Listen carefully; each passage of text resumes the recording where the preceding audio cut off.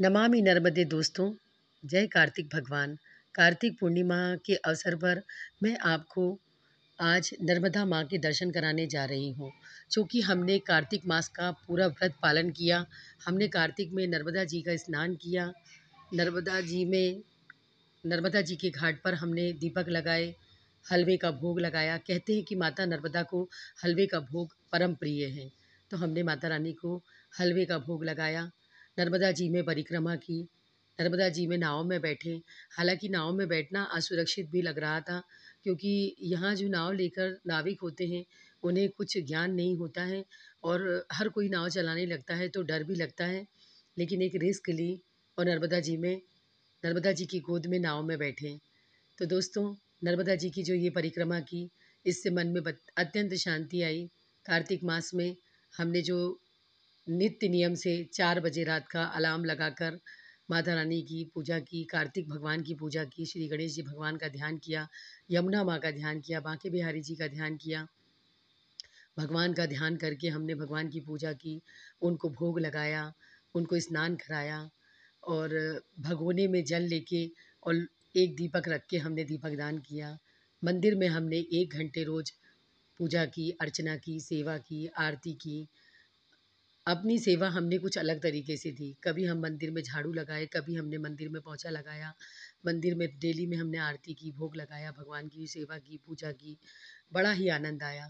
कार्तिक भगवान की जो पुस्तक है उसमें हमने पुस्तक के 2 अध्याय पढ़े। उसमें एक कहानी आती है और एक अध्याय आते हैं। अध्याय में श्री कृष्ण भगवान जी ने सत्यभामा को कार्तिक भगवान की कथा सुनाई। कार्तिक का व्रत क्यों किया जाता है, किस लिए किया जाता है, इसका क्या फल मिलता है, इन सब के बारे में हमने महीने भर 32 अध्याय पढ़े।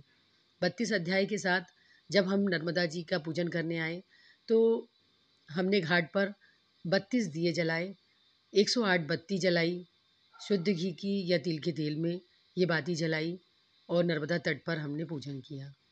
चूँकि हम मध्य प्रदेश के हैं इसलिए हमने नर्मदा तट पर जाना उचित समझा और ये हमारे पास में ही थी, इसलिए हम नर्मदा तट पर गए और हर वर्ष मेरा नर्मदा तट पर जाना होता है। लेकिन वैसे कहा जाता है कि कार्तिक की पूर्णिमा पर यदि आप यमुना जी का स्नान करते हैं और यमुना जी में अपनी दीपक दान करते हैं तो उसका विशेष फल है। कहते हैं कि घर में स्नान करने से, घाट में नहाना, घाट में स्नान करने से, नदी सरोवर में नहाना, जलाशयों में नहाने से, नदी सरोवर में नहाना अत्यंत पुण्यदायी फलदायी है। जिसको जैसी व्यवस्था हो वो वैसा कार्य करता है। यमुना जी तक जाना हमारा नहीं हो पाया, इसलिए हमने नर्मदा जी के घाट पर अपने दीपक दान की है।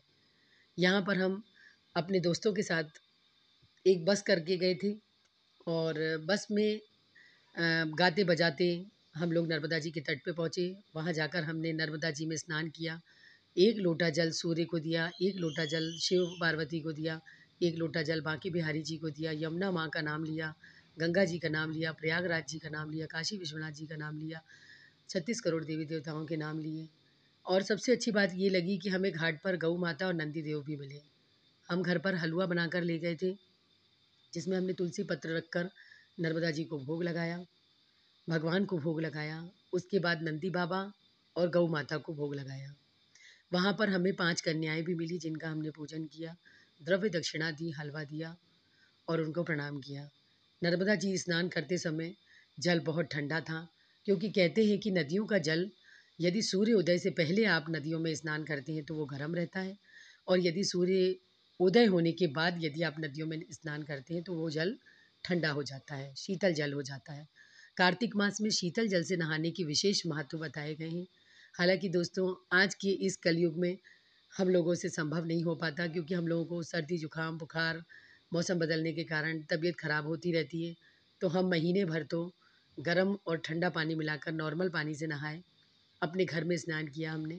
लेकिन हमने अपने घर के जल में नर्मदा जी, गंगा जी, जमुना जी मिला ली थी और मिलाकर नहाए हम रोज़।